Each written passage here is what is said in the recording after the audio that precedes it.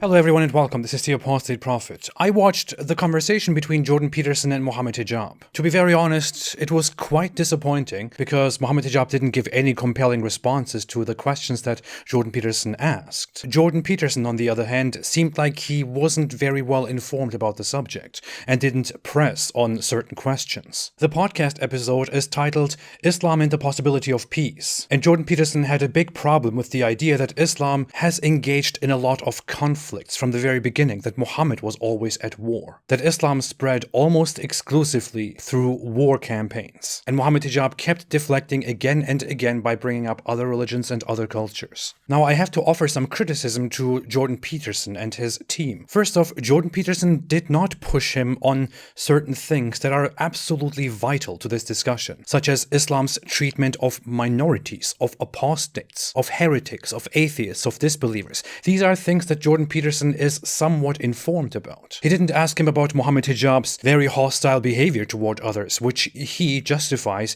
due to Islam. And Jordan Peterson is aware of these things. But it looks like he simply doesn't want to go very far and doesn't want to create a conflict. He wants to build bridges and thereby give up on extremely important points that we need to talk about. Now, coming to the discussion between Mohammed Hijab and Jordan Peterson. The first 20 to 25 minutes were extremely dry. Jordan Peterson asked from the very beginning what makes Islam and its theology so unique, what makes it true. What is it in terms of practice and belief that are absolutely core, as far as you're concerned, to practicing the Islamic faith? Mohammed Hijab did not offer any satisfying response except going over very basic aspects of known theological arguments. We believe in God. It's impossible for something to come from nothing. It's impossible also for something to give rise to itself. Why do you think that the same argument that you put forward in relationship to the generation of the universe can't be put forward as an objection in relationship to God? You take the existence of God as given in some sense to begin with, then you provide your belief with a rational argument, but it wasn't derived from a rational argument. But even if this theism makes sense for Islam, this doesn't make Islam unique at all. Mohammed Hijab failed to give an answer on what exactly makes Islam special. He barely talked about the fact that Muhammad is essential and that you must absolutely submit to him and follow him in order to become a part of Islam. He gave very little knowledge about Islam's general background and theology. What's funny is that around the 23-minute mark, he talks about how Islam was meant for all humanity because all the prophets that came before, including Jesus, only came for their own people, but Muhammad came for all humanity. All of the other prophets came for their people and their time. Muhammad came for all people and all times. Well, that's certainly what Christians say about Christ. But in the Bible, you'll find some verses that are saying, I've only been sent for the lost sheep of Israel. That is rather funny because you could make the same objection by bringing up a lot of verses from the Quran in which it is said that Muhammad was merely sent as a warner, and for every nation there is a warner, and that he was sent to his people in their language, that he was merely sent to warn the mother of cities and its surroundings. Now, of course, Islam later turns toward a universalism, but that is an inner contradiction, and it could very well be that this universalism developed later on. And then he brought up a very, very silly argument and said that Muhammad is prophesied in Isaiah 42. We point to Isaiah 42:11, where that indicates a new prophet that's going to come. First off, Isaiah is a prophet who is never mentioned in Islam. The book of Isaiah is not a book that is ever mentioned in Islam. The Quran only makes reference to the Torah revealed to Moses and the Zabur, which may be the Psalms, but nobody knows what it actually is, and the Gospel, which is a supposed revelation to Jesus. So when Muhammad appeals to Isaiah 42, he's referring to a book that is not recognized in any way in Islam. It even specifies the region. It says it will be sent to the people of Kedar. No, it doesn't. It merely says, let the wilderness and its cities raise their voices, the settlements which Kedar inhabits. Let the inhabitants of Selah sing aloud. Let them shout for joy from the tops of the mountains. It nowhere talks about a prophet sent to Kedar. This is only Mohammed Hijab's very bad interpretation of the verses. Kedar was the son of Ishmael, or the Arabs. And in fact, the name of a mountain in Medina, which is present-day Saudi Arabia, is mentioned, which is the Mount of Selah. He makes references to the locations of Selah and Kedar in Isaiah 42. But just because the Kedarites are supposed to be Arabs, who are far up there, because Arabs were a vast variety of tribes scattered all throughout the Middle East, and because Selah which is up here, also happens to share the name of a Salah that is down here, he makes this about Muhammad. Unfortunately, the prophecy in Isaiah 42 does not fit the description of Muhammad at all. It talks about a servant who will come and who will not stop until he has brought justice upon the entire world. That clearly did not happen with Muhammad. This has been debunked many, many times, including by me and others. At some point, Mohammed Hijab began to recite the Quran, and that was very awkward. I had to cringe very, very hard. The Quran states, "Huwallahu alladhi la ilaha illa hu." And Jordan Peterson's response was just funny. You sang those verses or chanted them. I don't understand the language. Then you translated them. Why approach the answer to my question in that manner? What purpose does that serve in a discussion with someone like me? How do you know when that's appropriate and when it's not? Why did that make you smile? Mohammed Hijab's explanation as to why he recites the Quran like this to him in this context where Jordan Peterson will not understand anything anyway is that he wants to share the glory and the experience, full experience of the revelation of Allah with Jordan Peterson. The issue is, what he doesn't understand is that it doesn't really matter. People will not be impressed by this, and his recitation doesn't even sound good. Subhanallah And this is not something that you're supposed to be doing. This is just something that he does out of nowhere. At around the 43rd minute, Mohammed Hijab made the claim that before the conquest of Mecca, all of Muhammad's wars were defensive. All of the wars that took place before the conquest of Mecca were defensive. This is only half true. Muhammad and his people engaged in a lot of raids and provocations before the conquest of Mecca. The first war that happened between the Meccan polytheists and Muhammad and the Muslims is a war that the Muslims anticipated, but that they also provoked. It is also understandable that Muhammad's wars in the Medinan time at the beginnings were mostly defensive, because Muhammad was not a big ruler who had accomplished a lot. Afterwards, however, he fought a lot of conquests, he fought a lot of wars that could have been resolved in different ways. Even the defensive wars could have been resolved in many different ways. And none of this takes away from the fact that he destroyed and exiled tribes, that he sent his people to conquer, and that Islam exploded, especially after Muhammad's death, and rapidly conquered large areas. What I find very funny is that Mohammed Hijab makes the strange claim that the Arab conquests such a vast amount of land in a short time, as the underdeveloped people that they are, is actually a miracle for Islam, because people couldn't have done that otherwise. I see that the expansion of the Islamic empire is a proof for Islam. I believe it's miraculous, if anything, that this happened. Then why did it stop at Europe's borders, so to speak, if it was a miraculous expansion? Yeah, it stopped out because of it wasn't successful there. It stopped where it couldn't go further. The Byzantine Empire and the Persians were plagued by nomadic tribes all the time. Nomadic tribes from the north, from the east, from the south, plagued the Eastern Roman Empire and the Persians for centuries. Islam's expansion happened at a time where both the Byzantines and the Persians were very exhausted. And in fact, an expert on this matter, Dr. Robert Hoyland, in his book which concerns itself with the expansion of Islam, makes the point that Islamic conquests, especially the initial conquests, are a little bit misrepresented because they were not all conquests under one banner. They were conquests under different Arabian forces, which later came together under one banner, the banner of Islam. Moreover, the Mongols that were relatively underdeveloped and that had nothing, that were simply up there in the north in the steppes, also invaded the world and brought empires to their knees, including the Islamic empires. Before them, the Huns did the same thing. The Avars did similar conquests. Nomadic tribes and people conquering their way through advanced civilizations is not something that is unique to the Arabs. The difference with Islam is that Islam came with a newly established religion, and thereby the conquered places in the world were unified through a religion. At one point, Mohammed Hijab makes a very strange objection to Jordan Peterson's question when Dr. Peterson brings up the fact that Islam has been fractured in a bloody way from the very beginning, and that conflicts began very soon. Mohammed Hijab then says, yeah, but how many people died?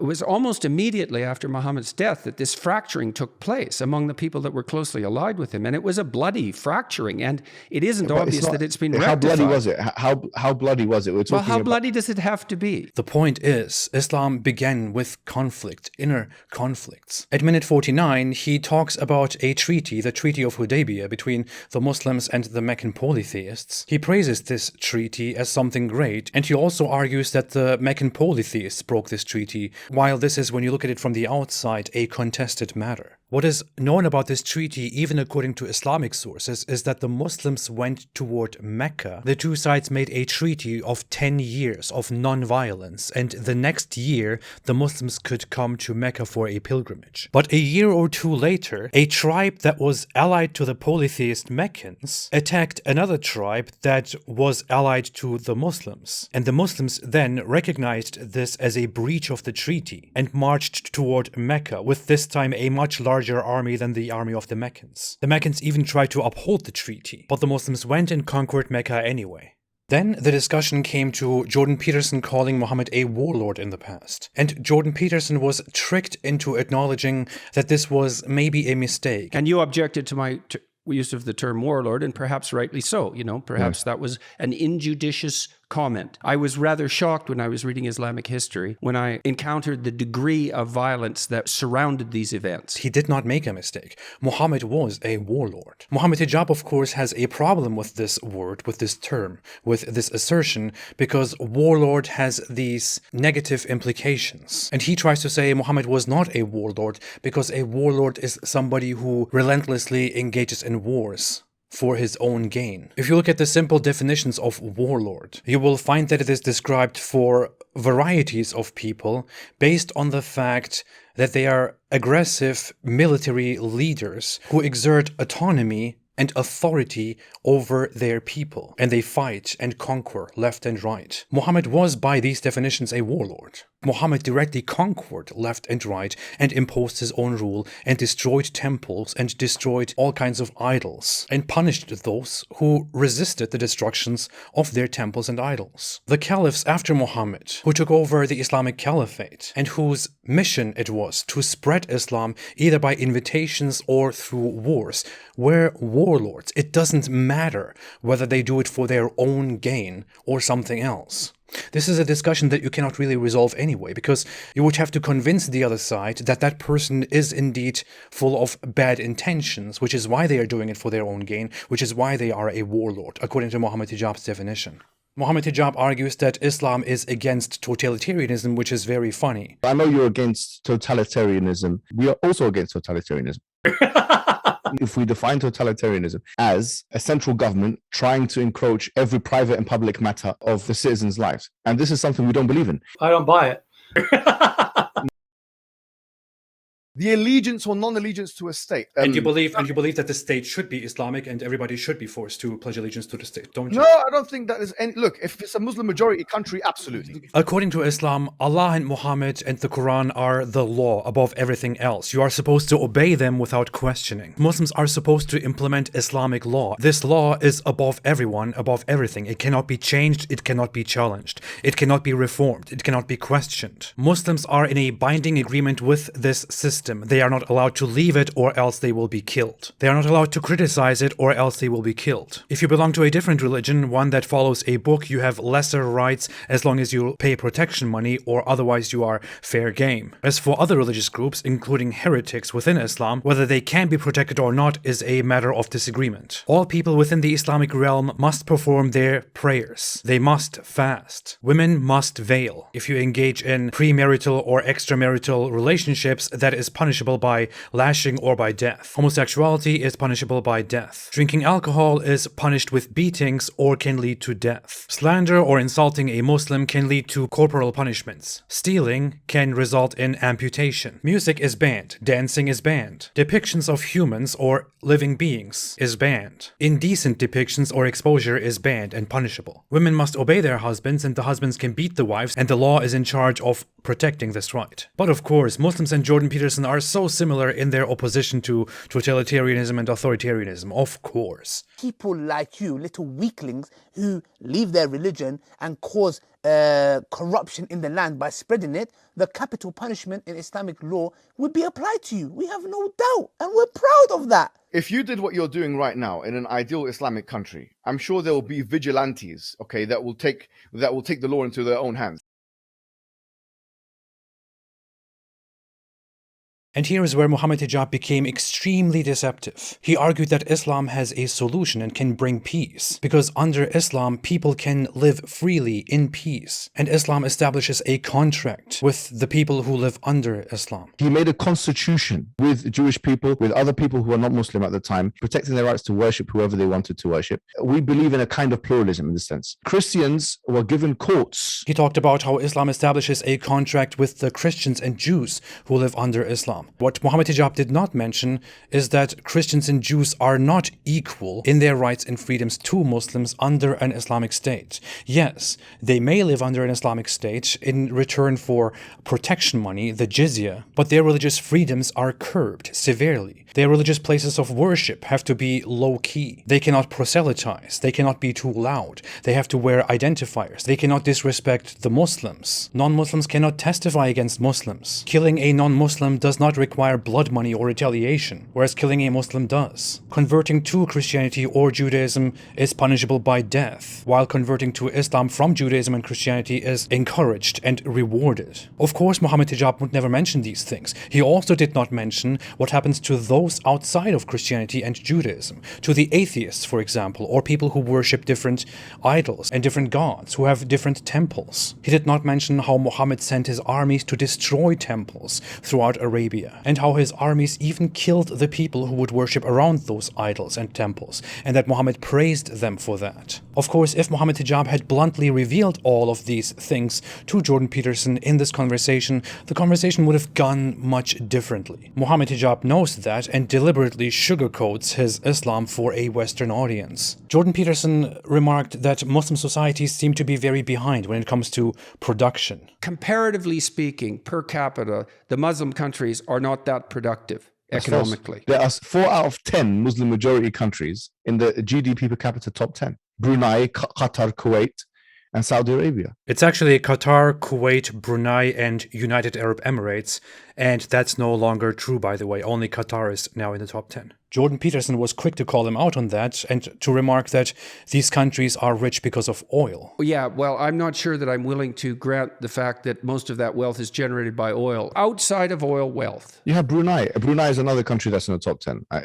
Okay, so let's talk about Brunei. What have they done right in your estimation? I don't know much about Brunei, but I know they're in the top 10. I have to be honest with you. I guess I understand it if he doesn't know about Brunei, but Brunei is also rich because of oil and gas. One excuse that he made is that the Muslim world is just so backward right now and so much in conflict because of Western colonization. While there may be some truths to the idea that Western colonization caused some chaos within Muslim cultures, it is also true that Western colonialism, I'm sorry to say this, ended the endless conflicts in the name of Islam. And Islam has always been at war, at inner conflicts, long before the colonizations, from the beginning of Islam. So that's just a poor excuse. Much of the Muslim world is free and independent, doesn't depend on colonization, is not a subject of bombardments and wars. They could have the means to develop and to get somewhere if they weren't so much held back by their Islamic ideals. And finally, what I found personally very funny is Mohammed Hijab's remark that to him and to Muslims, it is a terrible, dishonorable thing to go against your word, to not stick with your word. Because if you make an agreement, then you should stick to it. That's very funny to me because Mohammed Hijab in the past challenged me to a debate and then accepted to have an online debate with me on a third-party platform and then backed out. Then he told me to meet him in person and began to insult me and attack me in pretty terrible ways. And his excuse was that we only agreed to an online debate. We didn't condition it and sign a contract, so it doesn't count. I'm sorry, but I can't really reconcile that with the idea that Mohammed Hijab cares so much about his word. If he cares so much about it, maybe he should get back to his word and to the agreement that he made with me in the past. I'm still waiting. That's it. Overall, I find that the interview was very insignificant. Mohammed Hijab didn't make any great points. He didn't give any satisfying answers. He didn't answer the questions properly. He deflected a lot. He tried to preach a lot. While Jordan Peterson was on a quest to understand Islam and to understand the way it is and to find peace, Mohammed Hijab was focused on converting Jordan Peterson, which just looks a little bit sleazy and doesn't work. I want to say I think Mohammed Hijab really betrayed the traditionalist Orthodox Muslim narrative, and he deviated a lot. If Jordan Peterson wants to find out more about traditionalist Islam and wants to go for a more traditionalist perspective, he should definitely invite Daniel Hakikatju. I think Daniel Hakikatju will give Jordan Peterson a lot of fantastic information about Islam. This is my personal recommendation. I vouch for Daniel Hakikatju. And of course, if you're interested in a student of psychology and religion who is to be killed according to Mohammed Hijab and his best friend, And we're proud of that. then I would also lovingly talk to Jordan Peterson. For now, this is all. I will see you soon. Have a fantastic day and stay away from Islam.